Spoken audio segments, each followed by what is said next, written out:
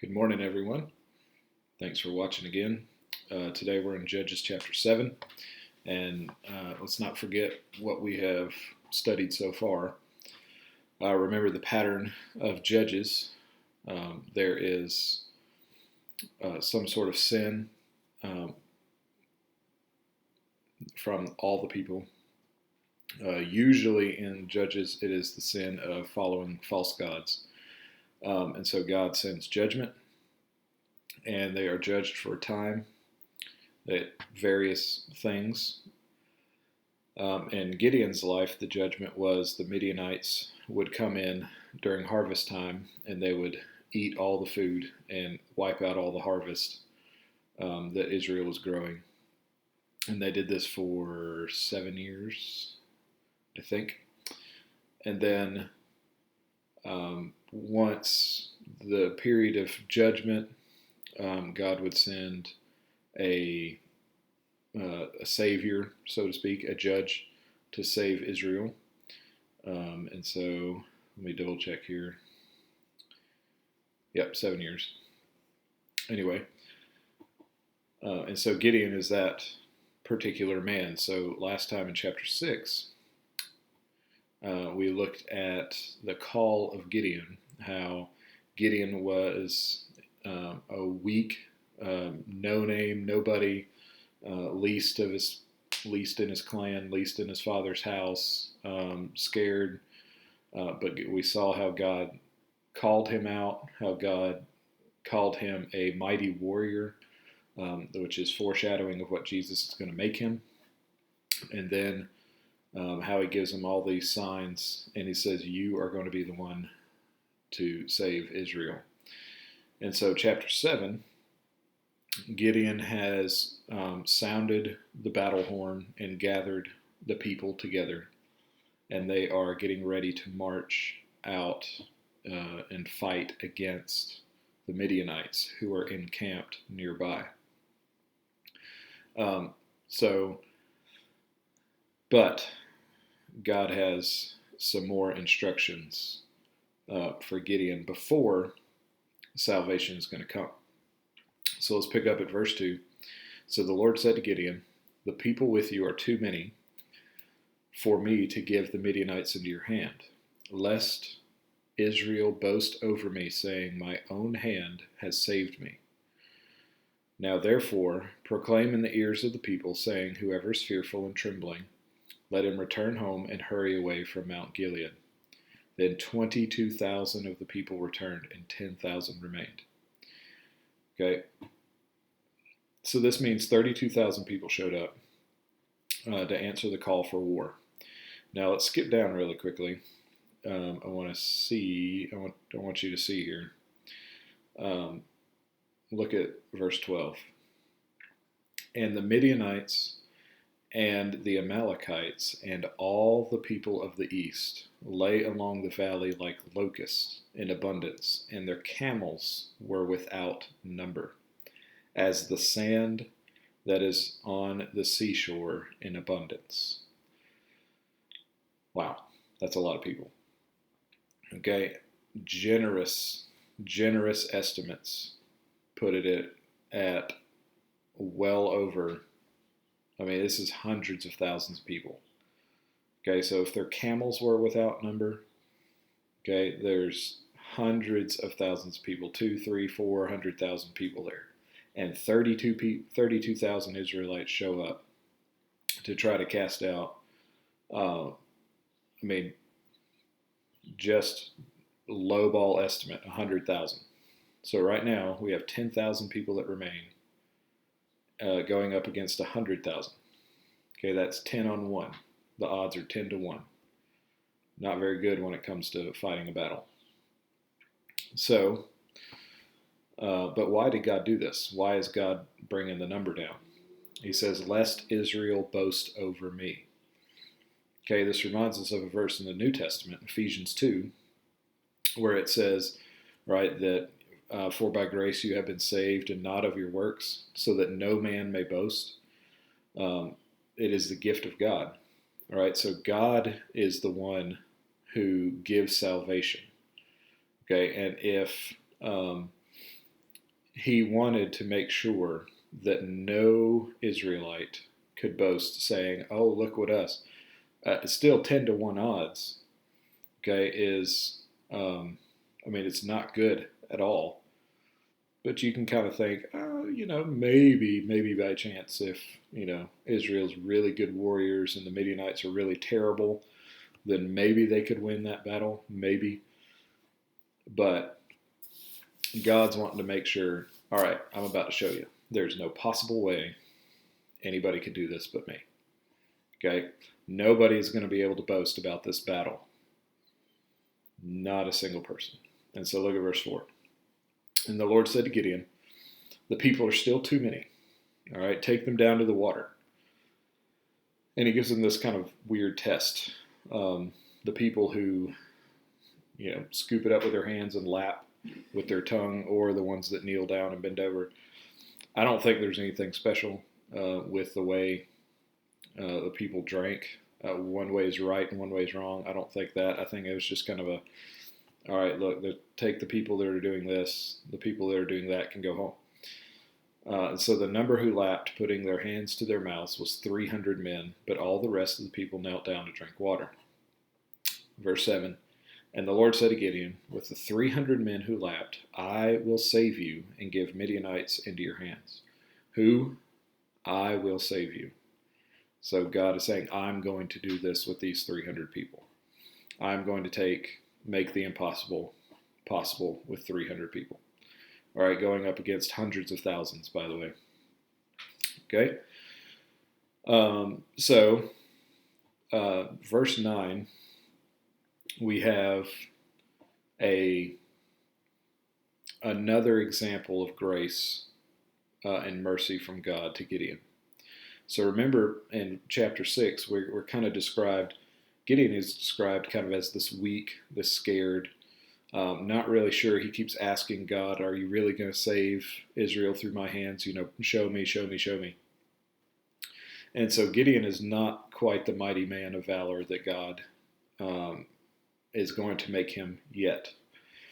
So God knows this. God knows Gideon is scared. And so look what he does. He gives him a bit of grace and mercy here. It says, that same night, the Lord said to him, arise and go down against the camp, for I have given it into your hands. But if you are afraid to go down to the camp with Purah, your servant, and you will hear what they say, and afterwards your hands will be strengthened to go down against the camp. Then when he went down with Purah his servant to the outpost of the armed men who were in the camp, and the Midianites and the Amalekites and all the people of the east lay along the valley like locusts in abundance, and their camels were without number, as sand that is on the seashore in abundance. When Gideon came, behold, a man was telling a dream of his to his comrade. And he said, behold, I dreamed a dream. Behold, a cake of barley bread tumbled into the camp of Midian, and came to the tent, and struck it so that it fell and turned upside down, so that the tent lay flat. And his comrade answered, this is no other than the sword of Gideon, the son of Joash, the man of Israel. God has given into his hand Midian and all the camp. And as soon as Gideon heard the telling of the dream and its interpretation, he worshipped. And he returned to the camp of Israel and said, arise, for the Lord has given the host of Midian into your hand. And so God, again, shows him mercy, shows him grace. Says, if you don't believe me, or if you're still afraid, go down and listen to what these people are saying. And just that night, one of the Midianites had a dream, and the interpretation was that Gideon was going to win the battle. And so, again, very encouraging for Gideon, a great mercy provided by God, that God shows him what he needs, gives him what he needs in order to be that mighty man of valor. And that's same for us, right? God gives us the faith as we continue to obey, as we continue to work, as we continue to try to work out our salvation, as Gideon was doing. As we listen to the call of God, God continues to give us the faith that we need. He gives us the support. He gives us the spirit to encourage, to train, to teach, all the stuff. Just like Gideon here, God continually shows us mercy and gives us everything we need to keep going in our lives, even when we're afraid, especially when we're afraid. And that could be a good time, right now, especially with this virus. Anywho, let's keep going. So another fun part here, starting in verse 16. So he divided the men into 3 companies and put trumpets in the hands of all of them and empty jars with torches inside, and said to them, "Look at me and do it likewise. When I come to the outskirts of the camp, do as I do. When I blow the trumpet, I and all who are with me, then blow the trumpets also on every side of the camp and shout, for the Lord and for Gideon." Okay, so this is a strange battle plan. Okay, you can read history, and I don't think any kind of battle has been won like this. All right, it kind of reminds us of Jericho, right? God gave the battle plan saying, hey, march around the city 7 times and then blow trumpets, right? What good is that going to do? The same thing here. The camp people, the people inside the camp were in the valley, and so the soldiers would stand around in 3 different areas, 3 different spots. And we'll just read it here real quick. So Gideon and the 300 men who were called out came to the outskirts of the camp, beginning in the middle of the watch, when they had just set the watch, and they blew the trumpets and smashed the jars that were in their hands. The 3 companies blew their trumpets, broke their jars, and they held in their left hand the torches, and in their right hand the trumpets to blow, and they cried out, "A sword for the Lord and for Gideon." Okay, so standing all around the camp, smashing jars, holding up torches, blowing trumpets. Okay, and notice they say a sword for the Lord and a sword for Gideon, but nowhere mentioned is a sword was drawn by these people. So it's a weird, strange battle plan. But again, remember Ephesians 2, for by grace you are saved through faith. Okay, so this is an act of faith on the Israelites and on Gideon's part. God gave them a plan. If you go execute the plan, God will win the battle for you. So let's see what happens. Every man stood in his place around the camp, and all the army ran. They cried out and fled. When they blew the 300 trumpets, the Lord set every man's sword against his comrade and against all the army. And the army fled away. So this is where, obviously, God wins the battle. Okay, the act of faith on the part of the Israelites and Gideon, and God rewards their faith by this great victory. But notice who does all the fighting here. It's God does all the fighting. God confused the people. Their swords went against each other. When the whole army ran, then the 300 started to pursue. And you can read chapter 8 if you want. It kind of describes more of the 300 chasing down the leaders of the Midianites. They chased them for a long way, by the way. But anyway, God put the fear of God in the Midianites, and so everybody went crazy and everybody ran. So all this to say, combine chapter 6 and chapter 7, right?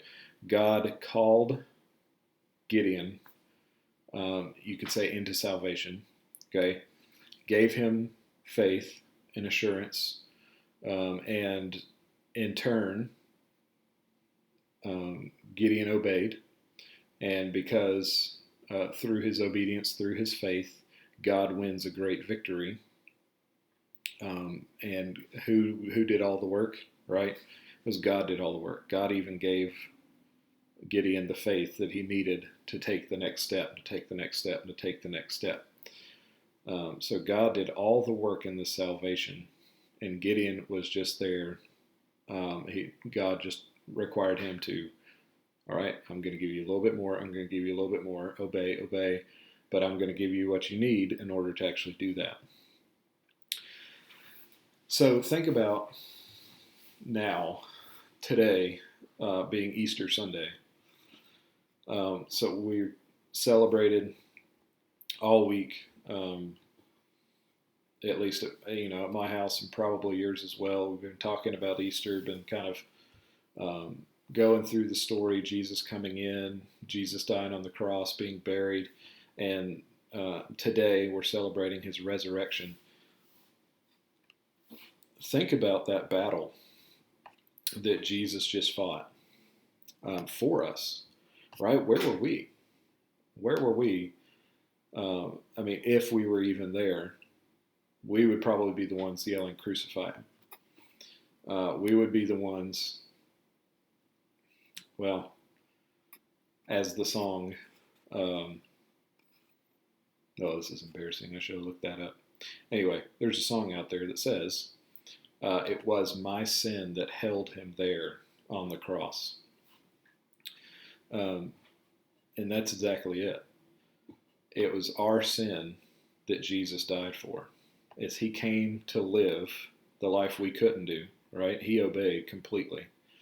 He died in our place where we should have been, right? So we wouldn't have to. And then today, Easter, he is now alive. He defeated death. And so now we can get to partake in that victory as well. It is God who did the whole battle. It is God who fought. It's Jesus who fought that battle for us. And we, through faith, through believing in him and believing what he has done, right, we get the reward, just like Gideon here. Right? It was God who fought that battle, but it's Gideon's name. Obviously, God is all over this as well, but think about it. Gideon's name is written down in scriptures.